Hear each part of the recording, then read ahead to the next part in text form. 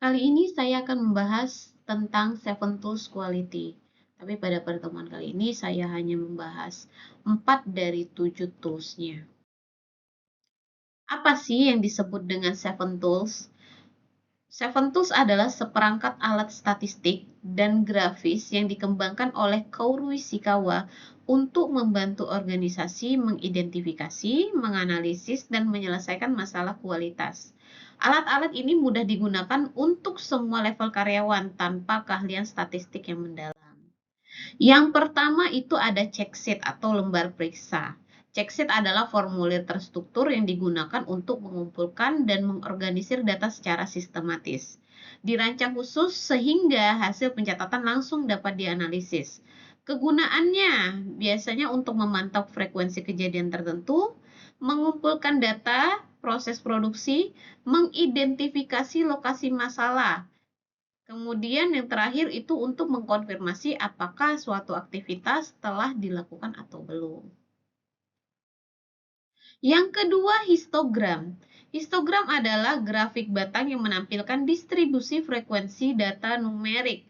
Sumbu horizontal menunjukkan interval nilai atau kelas, sedangkan sumbu vertikal menunjukkan frekuensi.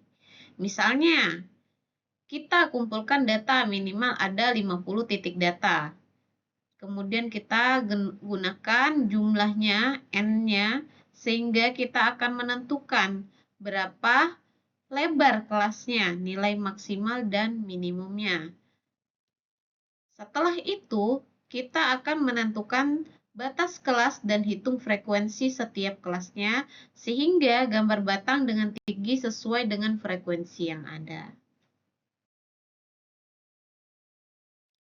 Yang ketiga, itu ada Pareto chart atau diagram Pareto. Biasanya, diagram Pareto ini adalah kombinasi diagram batang dan grafik garis yang mengaplikasikan prinsip Pareto. Prinsip Pareto sendiri itu adalah 80/20 atau 80% masalah disebabkan oleh 20% penyebab.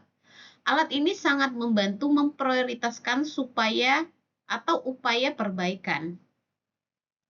Manfaatnya kita dapat memprioritaskan masalah, membantu tim fokus pada penyebab yang memberikan dampak terbesar, bukan membuang energi merata ke semua masalah sekaligus. Di diagram Pareto ini nanti akan diurutkan berdasarkan permasalahan yang paling tinggi, sehingga prioritas kita itu harus menyelesaikan permasalahan yang lebih tinggi terlebih dahulu. Kemudian hal ini bermanfaat juga untuk mengefisiensi sumber daya dan dasar pengambilan keputusan berbasiskan data. Yang terakhir itu ada diagram Fishbone atau diagram Ishikawa.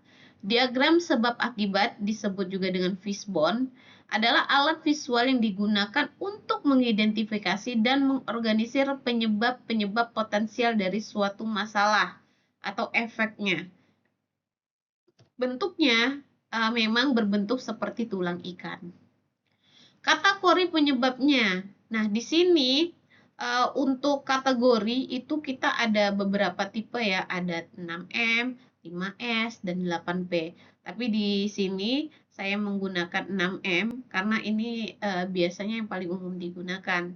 Tapi umum di sini belum tentu semua perusahaan dapat menggunakan kategori ini karena kategori ini bisa disesuaikan kembali dengan kebutuhan ataupun bentuk perusahaannya.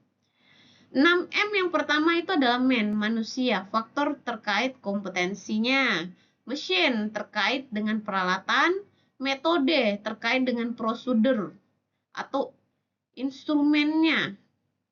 Material terkait bahan baku, measure, pengukuran, terkait akurasi, dan yang terakhir itu modern nature atau environment, lingkungan di mana kondisi kerjanya. Sekian materi hari ini, terima kasih.